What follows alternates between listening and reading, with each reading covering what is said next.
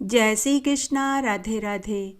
आइए आज हम सावित्री व सत्यवान की पवित्र कथा का श्रवण करेंगे।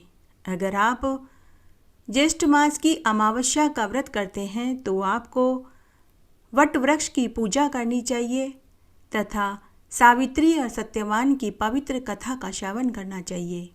कहते हैं कि सावित्री और सत्यवान की कथा का श्रवण अगर सुहागिन महिलाएं करती हैं तो उन्हें अखंड सौभाग्य की प्राप्ति होती है। पतिव्रता सावित्री ने धर्मराज जी से अपने पति के प्राणों का दान जिस प्रकार मांगा था वह पवित्र महात्म्य हम आज सुनेंगे। मद्र देश के राजा का नाम अशुपति था। वह राजा ब्राह्मणों व शरणागतों का रक्षक, सत्य प्रतिज्ञ, जितेंद्रिय, यज्ञ हवन पूजा पाठ दान करने वाला, दानपति, शूरवीर, तेजस्वी तथा अपनी प्रजा का पालन करने वाला राजा था। वह राजा अपनी प्रजा का पालन अपने पुत्र के समान ही करता था। वह क्षमाशील, दयालु लेकिन संतानहीन था। राजा अशुपति ने संतान प्राप्ति के लिए अनेक दान पुण्य, यज्ञ हवन पूजा पाठ व्रत उपवास करे, लेकिन उन्हें संतान सुख की प्राप्ति नहीं हुई। तब राजा अशुपति ने संतान प्राप्ति के लिए 1,00,000 आहुतियाँ सावित्री मंत्र के साथ यज्ञ में दी। तब वह राजा एक समय भोजन करके ब्रह्मचर्य का पालन करता रहा। उसने अपनी इंद्रियों को वश में कर रखा था। इस तरह नियम से राजा ने 18 वर्ष तक दारुण तप किया। तब 18वें वर्ष पूरे होने पर देवी सावित्री प्रसन्न हो गई और उन्होंने राजा अशुपति को दर्शन देकर कहा कि हे राजन, तुम्हारे ब्रह्मचार्य, शुद्धता, नियम व इंद्रिय दमन, समर्पण, भक्ति भाव और श्रद्धा से मैं प्रसन्न हुई। हे राजन, तुम कोई एक वरदान मांगो, मैं तुम्हें वरदान देने आई हूँ। तब राजा अशुपति बोले कि हे देवी, मैंने धर्म प्राप्ति की इच्छा से संतान के लिए ये सब किया है। आप मेरे कुल को पवित्र करने व मेरा उद्धार करने के लिए खूब सारे पुत्र दीजिए। हे देवी, मैं आपको आपसे ही मांगता हूँ। आप मेरे घर आंगन की शोभा बढ़ाइए। तब माता सावित्री राजा अशुपति से बोली कि हे राजन, मैंने तुम्हारे अभिप्राय को पहले ही जान लिया था, इसीलिए ब्रह्मा जी के कहने से मैं तुम्हें एक कन्या का वरदान देने आई हूँ। ब्रह्मा जी की कृपा से तुम्हें एक पुत्री की प्राप्ति होगी जो कि माँ लक्ष्मी के ही सदृश्य होगी। हे राजन, इस संबंध में अब तुम कुछ और मत कहना। तब राजा अशुपति ने कहा कि हे देवी, जो कुछ ब्रह्मा जी ने कहा मुझे स्वीकार है। तब माता सावित्री वरदान देकर अंतर्ध्यान हो गई। तब राजा अशुपति पुनः अपने महल में आकर धर्म पूर्वक राज्य करने लगे। कुछ समय बीतने पर उनकी धर्मचारिणी पत्नी को गर्भ ठहर गया। उनका गर्भ शुक्ल पक्ष की चंद्रमा की तरह बढ़ने लगा। तब 10वें महीने में रानी को एक सुंदर कमल नेत्र जैसी दिखाई देने वाली एक कन्या पैदा हुई। तब राजा अशुपति अपनी पुत्री को पाकर बहुत प्रसन्न हुए और उन्होंने नगर में खूब दान पुण्य किए। 1000 गायें ब्राह्मणों को दान में दी। उसके बाद राजा ने अपनी कन्या का जातकर्म संस्कार करवाया। तब राजा अशुपति ने ब्राह्मणों के कहने पर अपनी कन्या का नाम सावित्री रखा, जो श्री सावित्री देवी की कृपा से 1,00,000 यज्ञ की आहुति देने से पैदा हुई थी। तब वह राजकन्या माता लक्ष्मी के सदृश्य बढ़ने लगी। इस तरह समय बीतने लगा। जब वह कन्या सावित्री बड़ी हुई तो वह बड़ी ही सुंदर, सुशील, स्वर्ण की प्रतिमा के समान दिखाई देने लगी। उस कन्या को जो भी देखता था तो वह यह समझने लगा कि यह तो कोई देव कन्या है। उस कमल नेत्र वाली कन्या के अंदर एक तेज प्रज्वलित होता रहता था। उसके तेज को देखकर कोई भी राजकुमार उसे वरण करने के लिए आता ही नहीं था। तब उस कन्या ने सावित्री व्रत किया, ब्राह्मणों से पूजा, यज्ञ हवन करवाया। यज्ञ में विधिवत अग्नि में आहुतियाँ दी जाने लगी। उसके बाद लक्ष्मी स्वरूपा सावित्री अपने पिता के पास आई और चरणों में प्रणाम करके बैठ गई। देवी रूपिणी लक्ष्मी स्वरूपी अपनी कन्या को देखकर राजा अशुपति स्तब्ध रह गए। वे अपनी कन्या के तेज, सुंदरता व सहनशीलता को देखकर बड़े प्रसन्न हुए, लेकिन उन्हें दुख इस बात का हो रहा था कि कोई भी राजकुमार उनकी कन्या को वरण करने ही नहीं आ रहा था।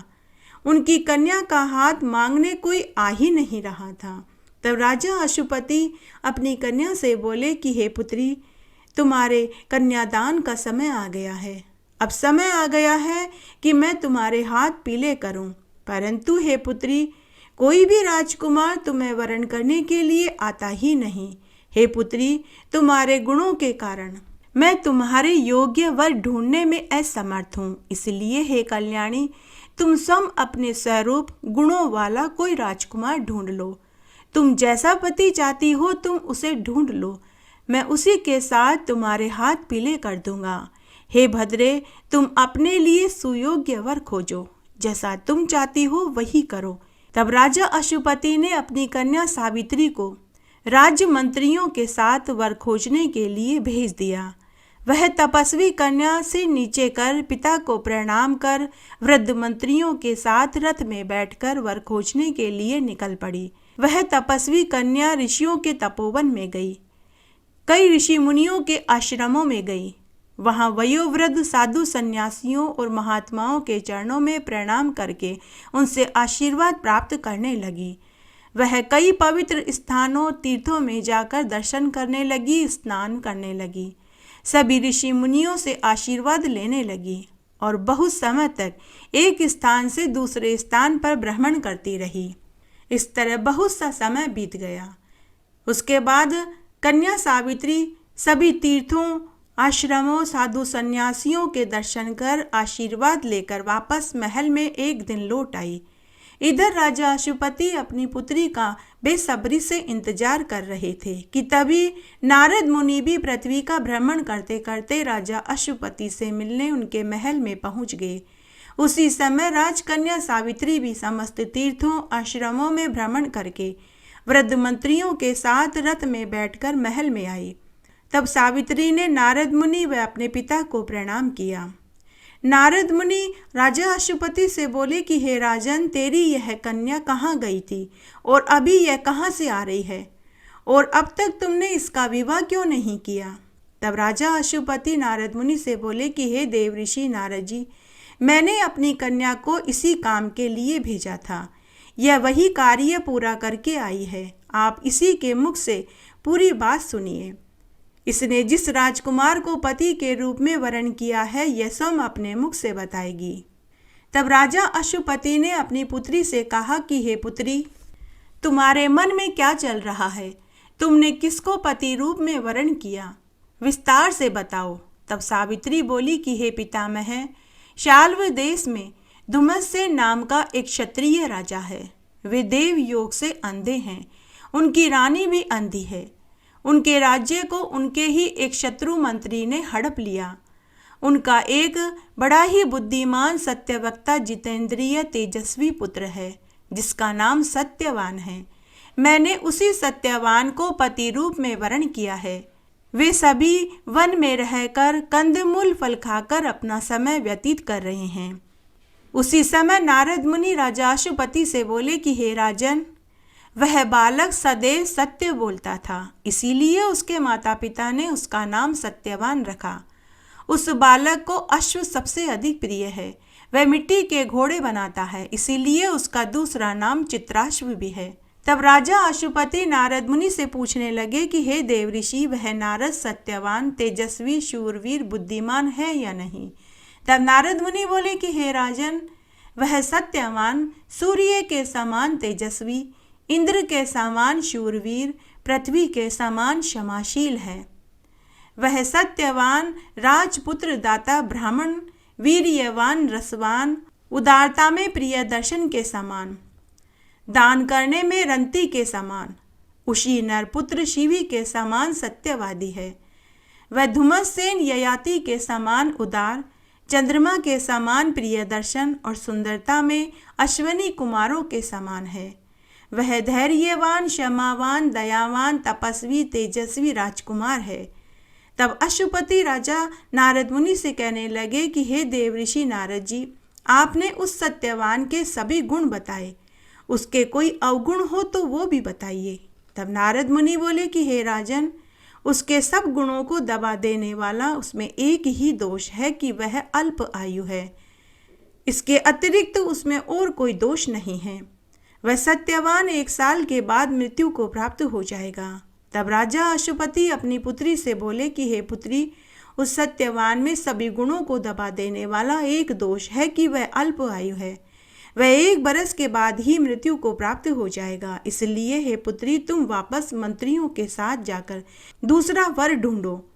तब सावित्री अपने पिता से बोली कि पिताजी, राजा और पंडित एक बार ही बोलते हैं, कन्या भी एक बार ही किसी को अपना पति के रूप में वरण करती है। ये तीनों कार्य एक बार ही किए जाते हैं, चाहे सत्यवान अल्प आयु हो या दीर्घायु हो, सगुण हो या अवगुण हो।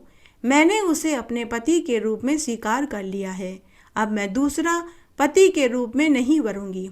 अगर मेरा विवाह होगा तो सत्यवान के साथ ही होगा, अन्यथा मैं आजीवन कुंवारी रहूंगी। हे पिताश्री, आप मेरे इस मानस विचार को ध्यान में रखकर जो आपका कर्तव्य हो आप वही करो। तब नारद मुनि बोले कि हे राजन, सत्यवान के संबंध में सावित्री का विचार स्थिर है। सावित्री ने सत्यवान को पति रूप में वरण कर लिया है, इसलिए तुम्हें इसका विवाह उसी के साथ कर देना चाहिए। जिसकी बुद्धि निश्चित रूप से दूसरे पुरुष में नहीं जाती, उसको किसी भी प्रकार से धर्म व नीति से अलग नहीं किया जा सकता। इसलिए सावित्री के लिए सत्यवान ही श्रेष्ठ वर साबित होगा। तब राजा अश्वपति नारद मुनि से बोले कि हे देवऋषि, आप मेरे गुरु हैं। गुरु के वचन कभी असत्य नहीं हो सकते। मैं आपके कथना अनुसार ही कार्य करूँगा। उसके बाद नारद मुनि ने सावित्री से कहा कि हे पुत्री, तुम सावित्री के वरदान से उत्पन्न हुई हो, इसलिए तुम वटवृक्ष का पूजन करो, व्रत करो। मैं तुम्हें इस व्रत की संपूर्ण विधि बताता हूँ। व्रत की संपूर्ण विधि बताकर नारद मुनि पुनः अपने लोक को चले गए।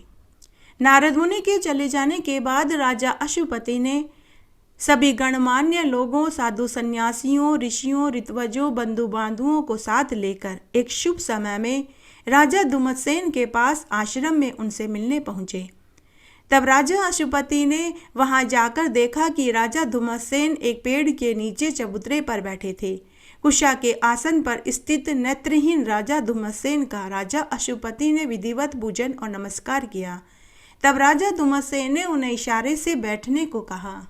तब राजा अश्वपति ने उन्हें अपने आने का आशय बताया कि हे राजन, मेरी पुत्री सावित्री ने आपके पुत्र सत्यवान को पति रूप में वरण किया है, अतः आप उसे अपनी पुत्र वधू के रूप में ग्रहण कीजिए। तब राजा धुमतसेन बोले कि हे राजा अश्वपति, आपको तो ज्ञात होगा, हम अपने राज्य से च्युत हैं, वन में रहकर तपस्वियों की भांति अपना जीवन बिता रहे हैं। इस घनघोर वन में आपकी लक्ष्मी स्वरूपा पुत्री अपना जीवन कैसे बिता पाएगी? आपकी कोमल नाजुक पुत्री इस वन में सर्दी, गर्मी, बारिश का दुख कैसे सहन कर पाएगी? साथ ही इस वन में खूंखार शेर, भालू, चिता और जहरीले सर्पों का भी भय है। उसके बाद राजा अश्वपति बोले कि हे महाराज, मेरी पुत्री इन सब बातों से अनजान नहीं है, उसे इन सब बातों का पूर्ण ज्ञान है। इसे जानकर ही उसने आपके पुत्र को पति रूप में वरा है। हे राजन, मैं एक बेटी का पिता आपके चरणों में मस्तक झुकाता हूँ। आप मुझे निराश मत कीजिए। आप मेरी पुत्री को अपनी पुत्र वधू बनाइए तथा आपका पुत्र मेरी पुत्री को पत्नी के रूप में स्वीकार करे, यही मेरे जीवन का अंतिम ध्येय है।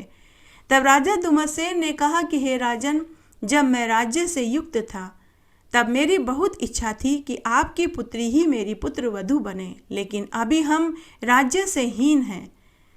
तब दोनों राजाओं की सहमति से सभी आश्रम वासियों, बंधु बांधुओं को बुलाकर सावित्री व सत्यवान का पाणी ग्रहण संस्कार संपन्न करवा दिया।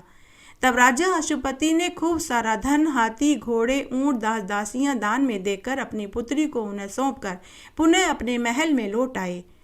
तब सत्यवान सर्वगुण संपन्न सावित्री को अपनी पत्नी के रूप में पाकर बहुत ही प्रसन्न हुआ। सावित्री भी इच्छित वर पाकर अति प्रसन्न हुई। पिता के चले जाने के बाद सावित्री ने अपने कीमती कपड़े गहने उतारकर साध्वी वस्त्र धारण कर लिए।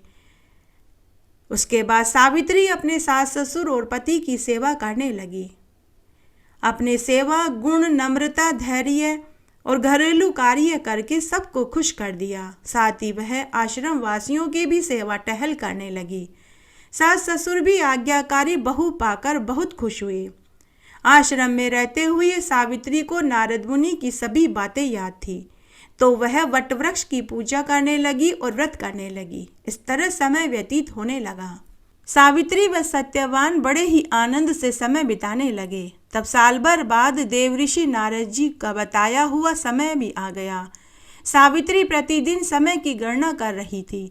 अंतिम जब 3 दिन शेष रह गए तो सावित्री ने 3 रात्रि का उपवास करने का नियम धारण किया। वह रात दिन एक ही आसन पर भूखी प्यासी बैठकर कठोर तप करती रही। उसने निश्चय किया कि मैं चौथे दिन ही व्रत की समाप्ति करूंगी। सावित्री के सास ससुर अपनी पुत्र वधू का दुख साध्य नियम सुनकर दुखी हुए। उन्होंने अपनी पुत्रवधू से कहा कि हे पुत्री, तुमने यह कठोर व्रत क्यों धारण किया है? हे कल्याणी, 3 दिन का समय बड़ा ही कठिनता से बीतेगा। ज्येष्ठ का गर्म महीना है, बिना अन्न जल के तुम कैसे जीवित रह पाओगी? परंतु सावित्री ने अपने सास ससुर को नहीं बताया कि आपका पुत्र 3 दिन के बाद मर जाएगा। वह अल्प आयु है, क्योंकि वह जानती थी कि व्रज के समान कठोर समाचार अगर मेरे सास ससुर सुनेंगे तो वे जीवित नहीं रह पाएंगे। तब उसने अपने सास ससुर को धैर्य देते हुए कहा कि आप मेरी चिंता मत कीजिए, मुझे कुछ नहीं होगा। उसी समय सत्यवान रोज की तरह कुल्हाड़ी लेकर जंगल में लकड़ी काटने और जंगल से कंद मूल फल लाने के लिए जाने लगा।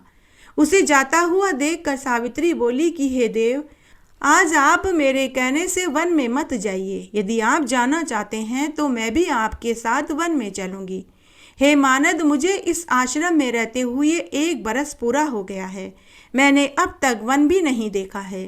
तब सत्यवान बोले कि हे कल्याणी, मैं स्वतंत्र नहीं। मेरे माता पिता से तुम आज्ञा ले लो। अगर वे अनुमति देते हैं तो तुम मेरे साथ वन में चल सकती हो। तब सावित्री अपने सास ससुर के पास गई और उनके चरणों में प्रणाम करके बोली कि मैं अपने पति के साथ वन देखने के लिए जाना चाहती हूँ। आप मुझे वन में जाने की अनुमति दे दीजिए। सावित्री के वचन सुनकर राजा धुम्मसेन बोले कि हे भद्रे, हे सुव्रते, तुमने 3 दिन का कठोर व्रत धारण किया है। अब उसके पारण का समय है। तुम्हें पारणा करना चाहिए। पहले तुम पारणा कर लो, फिर चली जाना। तब सावित्री बोली कि हे पितामह, हे मातामह, मैंने रात्रि में चंद्रमा उगने के बाद भोजन करने का नियम लिया है। आज मैं अपने पति के साथ वन देखने के लिए जाना चाहती हूँ। हे तात, मुझे पति के साथ वन में कोई कष्ट नहीं होगा। यह सुनकर राजा धुम्मसेन बोले कि हे पुत्री, जैसा तुम चाहती हो वैसा ही करो। तब सावित्री ने अपने सास ससुर के चरण छुए तो सास ससुर ने अपनी पुत्र वधू से कहा कि हे पुत्री, सदा सौभाग्यवती रहो। झट से सावित्री ने अपने पल्लू में गांठ बांध ली।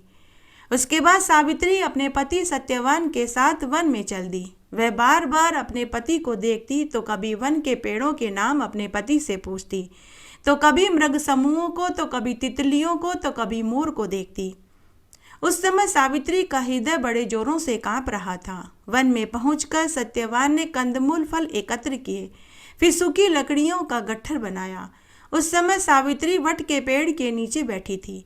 तब सत्यवान फलों की टोकरी व लकड़ियों का गट्ठर लेकर सावित्री के पास आया और बोला कि हे कल्याणी, मेरे सिर में बहुत तेज दर्द हो रहा है। हे भद्रे, शूल के समान कांटों से मेरा सिर फटा जा रहा है। हे सुशोणी, हे सुव्रते, मैं तुम्हारी गोद में थोड़ी देर के लिए सोना चाहता हूँ। तब वह विशालाक्षी मनस्विनी सत्यवान की मृत्यु का समय जानकर उसी स्थान पर पति के सिर को गोद में लेकर वटवृक्ष के पेड़ के नीचे बैठ गई। तभी उसने देखा कि एक काला नाग पेड़ के पास रेंग कर जा रहा था। सावित्री को अनिष्ट की आशंका हो चुकी थी कि तभी वहां कृष्ण पिंगल वर्ण का एक पुरुष की आकृति वाला भैंसे पे सवार होकर कोई आया। सावित्री पतिव्रता नारी थी, इसीलिए उसके मृत पति की आत्मा को लेने के लिए यमराज ने यमदूत नहीं भेजे। क्योंकि यमदूत सावित्री के तेज के आगे जलकर भस्म हो जाते। इसीलिए स्वयं यमराज भैंसे पर सवार होकर आए और उस कृष्ण पिंगल वर्ण पुरुष को देखकर सावित्री बोली कि हे पुरुष लोग भयंकर, तुम कौन हो? तब यमराज बोले कि हे वरारोहे, हे भद्रे, हे मनस्विनी, मैं यमराज हूँ। तुम्हारा पति अल्प आयु था, उसकी मृत्यु हो चुकी है। उसकी आत्मा को मेरे दूत लेकर जाने में समर्थ नहीं थे, क्योंकि वे तुम्हारे दुर्भिक्ष तेज को सहन नहीं कर पाते, वे जल कर भस्म हो जाते। इसीलिए मैं स्वयं तुम्हारे पति की आत्मा को लेने आया हूँ।